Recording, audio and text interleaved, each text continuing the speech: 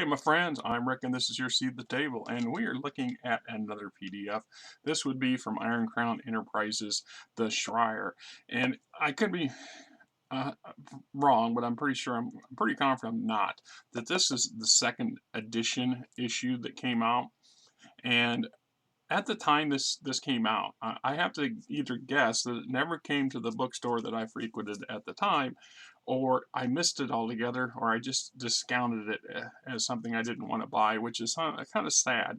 About a year and a half back, a friend that runs another channel called On the Side, I believe, tuned me on to this. He gave me 3 PDFs that he acquired from some other source, and one of them is, of course, the Shire. What this does is it took a couple of the earlier game modules for first edition Middle-earth role-playing game, affectionately known as MERP, for those who do MERPing, and consolidated them into a updated newer book. These were older prints that once they're out of print, you're screwed. I mean, trying to find them now, if you can find one and you're not paying hundreds and hundreds of dollars for it, you've hit a gemstone. By all means, land on it, because if nothing else, you could probably resell it for hundreds of dollars, based on what I've seen on the internet. Anyhow, so in addition to just repurposing old material, the writers and authors at that time went a step further, and they actually did more of a regional and background information for the hobbits, which is a well-loved race of individuals from Middle Earth, who also, depending on how you like the argument, are the foundation for halflings that you find in just about every fantasy setting role-playing game. Now, there's some different schools of thought on that, but I'm convinced J.R.R. Tolkien's the one that brought the hobbits to life, and from them, people like Gary Gygax and other creators of the early fantasy role-playing game systems tapped into those as an automatic win, and took to where we see them today. Anyway, so it comes in and it brings up more information. There's a piece in here where it talks about which source books that it actually combined to. It says here where is it? Shire provides you with summaries charts describing the region's habitat, sites, challenges in a fantasy game context. These works are, after all, adventure game supplements. And I'm trying to find if they had the entry, because I read it someplace where it talked about which books that they kind of incorporated into it. And they also are intending other volumes, including Arnor, Mirkwood, Angmar, and Southern Gondor. And I believe I have 2 of these others in PDF form as well that was sent to me by the same fellow, and I have not printed them out. This, in truth, I printed out about a year and a half ago, a year back at least, and it's been sitting half assembled for a while because I printed it out of sequence or something, and it was halfway through putting these things into sleeves that I discovered that I had made a terrible mistake, and it's a pain in the butt. These things can be time consuming to go and to set up this way. It's just the way to do it, I guess. I mean, I could have just tried to punch holes in it and wire it together, but I am contemplating purchasing a binding machine. You can get them fairly cheap, and it's the same type of device that was used to bind this book up way back in the day. Provided with this, and I didn't think they were that I thought they were much more expensive than what they're appearing to be, and I'm looking potentially of biting yet another bullet and hitting my credit card yet again to purchase one, because this also is expensive. It costs on average about $7 for 100 sheets of this plastic protectors, and then another $5 or so for the right size binder, depending on what you're buying. So I'm already, I don't know, 20-30 bucks into material, plus the cost of, if you're purchasing a PDF, the cost of purchasing it, and then the cost of printing it out. I have a dodge a little bit that aspect, that I can tap the Xerox machine at work, although I have to fight the temptation to just keep tapping it all the time, because I'm not trying to burn through ink cartridges or toner cartridges, and then having my boss go, you need to stop. So you know, they're being gracious about it, but I don't want to abuse it. Anyway, one of the things that goes into deeper in the history of the hobbits, the race themselves, their early introduction into the areas where before they moved to the Shire, the wandering days, coming of the shadow, the Serengo, or the elder days in the War of Wrath. Right, the earliest places where halflings were known to exist, and which is stuff that was not in the original books that came along. And then there's some additional material, things like this, and expansions on things like creatures and beasts. So this is actually a good investment if you can find a copy of this. If you can find an actual physical hard copy that they're not asking several $100s or more for, I would land on it with both feet. If you can get, obviously PDFs are out there. I don't know if RPG Drive-Through RPG has them. I haven't looked, but I'm sure that if you dig deep enough, you can find it. And we go into details of various races of Middle Earth. We got Hobbits' law and authority in Hobbit lands, warriors and soldiers, personages of note of Hobbit lore, and there's a lot of interesting characters and NPCs in here, depending that you could tap or you could use as examples for character creation or for character NPC creation for a game setting set in Middle Earth, if that's what you want to do. I mean, it's a matter of taste, a matter of flex, however much you want to go with it. Yeah, you know, it's great. There's a lot of character growth and material in here. Magical things and weaponry, fine objects, curious devices, and mathams. And then there are bits and pieces of this, that, and the other thing. Fireworks, a chapter on fireworks and prices and what's available. Pipe of creature comforts, ring of magical knowledge, hammerable. So fireworks is considered in the quote magic category. Leech moss, spears, vantage stick. At least 3 of these curious walking staves were in use around the Shire. As ancestors, they were created by Radagast the Brown as a gift to his favorite hobbit scouts before the shadow drove the hobbits from Mirkwood. Rumor has it the youngest child of the royal family, Arthedain, also possesses one, although such things are rarely spoken of in public. Then we have Gazetteer of the Hobbit lands, the Glennon. So this is when they moved from their original setting to closer to the mountains and closer to the central Rohirrian plain near Gundar and the far vales, the Cladden fields. This has been where Gollum was born, or Smeagol was born and raised, and then eventually kicked out. Woodman, Wold Crossing, the Blue Mountains, Darkwood, Grey Havens, other locations in the northwest.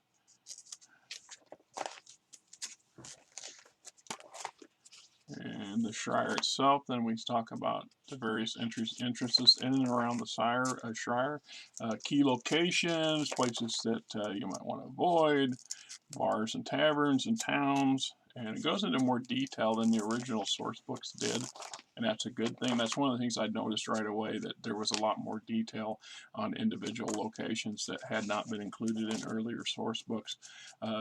They just expanded on the material that was in them and added to them, which is great. All these pages are towns and locations. So Hayson, Grimsey Dale, Gringle, Hardbottle, Hobton and the Hill, Infreon Sharkey, Tobold Hordbor, Ladyford, Longbottom, Longcleave, Marish, Mitchell Deving, Myth Steps, Needle Hole. You see that just goes on. And you really want a good read, you really want to get into the Shire and the habits and the locations and things like this. This is an excellent source material for that very same thing. It also gives us insights into what would be considered a very large and robust halfling community in any fantasy setting, in my opinion. So, right, lots of good material in here, lots of good stuff. And there's the Great Spiel, the Sarn Castle,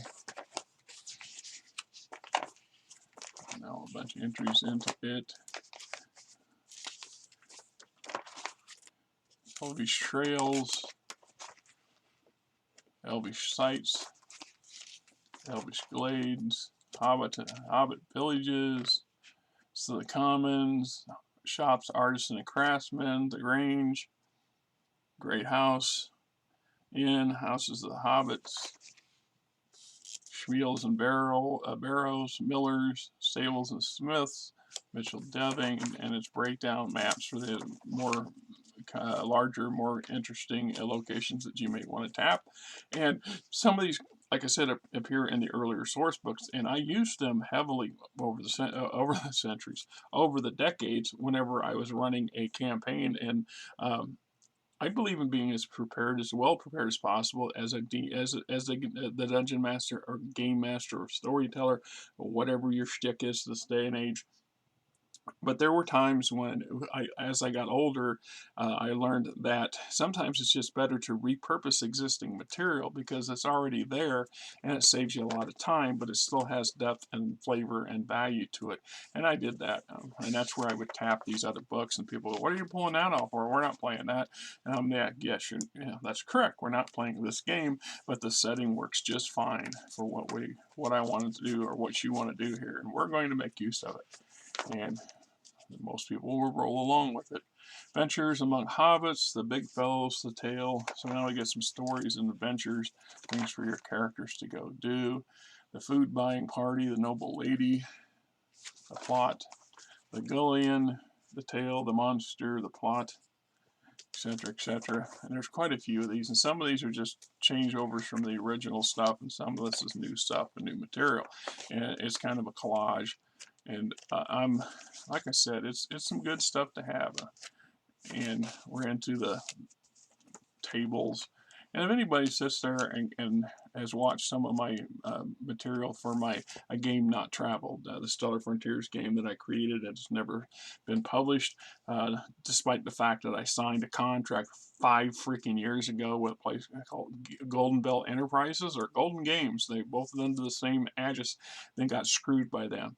Turns out that all they were doing is going around harvesting intellectual ideas. That way, if somehow later down the road another company wanted to buy my idea or wanted to print it, they could come out of the woodwork and go, oh, we have a contract, you have to pay us. You have to give us money. And I'm still cheesed about that, real cheesed. But it's in part because Rollmaster is heavy in charts that I brought charts into my game system. And if you're playing a solo game, the charts really matter. I mean, they really help make things fair and random than if you just decide this is the thing my character's going to do, or just the thing that whatever. So I'm just saying this is kind of where I got my grounding and stuff like that, was from Rollmaster and MERP. But anyway, so like I said, this is a great addition to anybody's game shelf. And if you're big on sci-fi or in fantasy settings and you use halflings a lot, this is excellent backstory, back information. Once again, I wish I had bought the original one when it came out, and I honestly can't say why I didn't, other than the fact that I'm guessing either A, I just didn't have the money at the time, or B, I was convincing myself that most of, from what I saw, was already in the existing material, and it would be a waste of money. And I was conscious about that stuff even then, or it just never made it to the shelves at the game store I went to.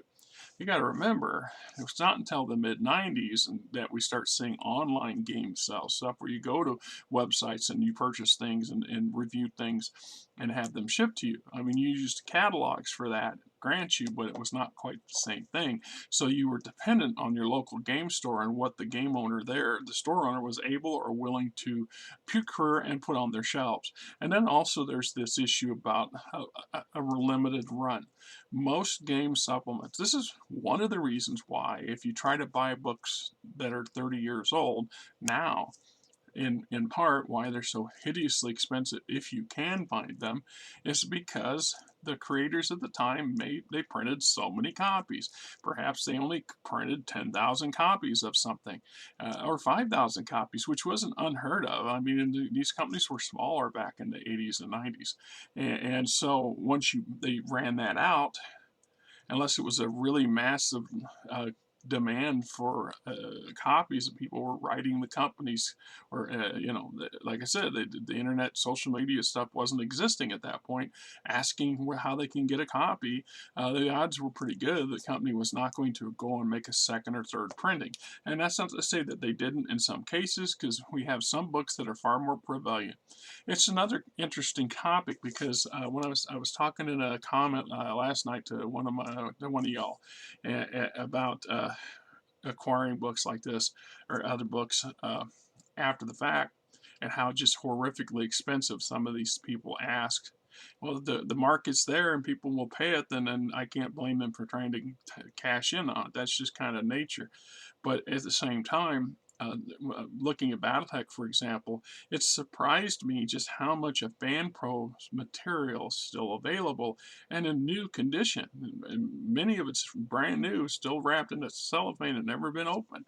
And you're only paying $20, $30, $25, $35, which would be the equivalent of buying something of modern material today anyway, in most aspects. The fact that it was published 20 years ago, or 15 years ago, and they still have it. And in some cases, they have 4 or 5 copies available. There's 3 copies left, or there's 2 copies new and 3 copies used. And you have that option of buying the used version that's $10, $15 cheaper. And I've been lucky recently to acquire some of those. And of course, the downside is I tell you, I'm not exaggerating when I say, like a lot of people, I have to watch my budget pretty hard. And I've been tapping a credit card that I was graciously given, and they increased my ability to go in debt with that card right before the holidays, which has allowed us to do some things and take care of some much needed stuff. But it's allowed me to purchase some material that I have not been able to, and it's hard for me to go looking for something and actually find a hard copy of it that's within that reasonable $30 range, and not want to grab it, knowing full well that if I wait 6 months or a year and come back when I've had a chance to save some money to purchase it, the odds are not in my favor that same thing's going to still be there. And I'm resigned myself to that fact that there is some positive and negatives with this sort of hobby. And some of you guys are much more fortunate financially than others, and I'm in that other category. And it's like I said, recently made a community post thing, which I really kind of I did. I talk about it a lot, and because it affects my life so much.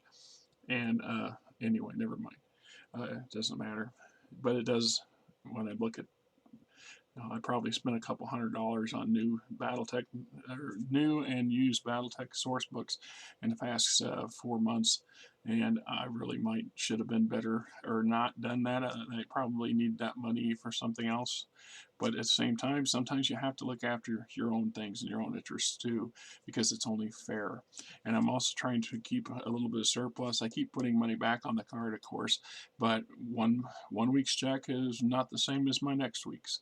It's that way. Right now, I'm in a feast month, in part because the holidays, and just because a whole lot of customer service jobs have gone together. And some of these are fairly big. So I had 55 hours the week before, and that gave me a $800 take-home check, which usually twice the size of my regular 40-hour check, which was a good month because we paid some much-needed bills and put some money on credit cards, and we was able to take care of our Christmas material and stuff. And I actually took my wife out for dinner last night. We went out looking at Christmas lights and things like that, and we stopped at Applebee's, and I spent damn near $100. It was $81 plus a $10 tip, and I about crapped. I'm kidding you. Not kidding you. I mean, oh my God. I expected to spend 50, 60, and I spent almost twice that. And it's just because the prices of everything has gone up. And yet, we stopped. Applebee's was the 4th place we stopped at, because every place we stopped at was an hour to an hour and a half long wait to get a seat because they were packed. So you make what you will of the economy, because it's definitely baffling. But once again, that was a rare treat for us, and we probably not one we will repeat for probably till next summer, right? I mean, there's just our next major treat will probably be mid-August when we go to the Iowa State Fair, which I try to do every year, and that's usually $200-300. You know, you have to try to plan ahead for that as much as we can. Anyway, see, now I'm off on a rambling rant on crap you guys really don't care about or don't need to know. Until next time, this is Rick. And hey, I'm kind of ending here. Going on, my friends, this is Rick, and hey, if you like the channel, please hit the subscribe button, hit the like button, tell your buddies, tell your friends, tell your coworkers, tell anybody else that's in the gaming industry or gaming fandom that says, hey, this is a channel worth checking out, right? Till next time, I hope you guys have yourself, and L ends abruptly.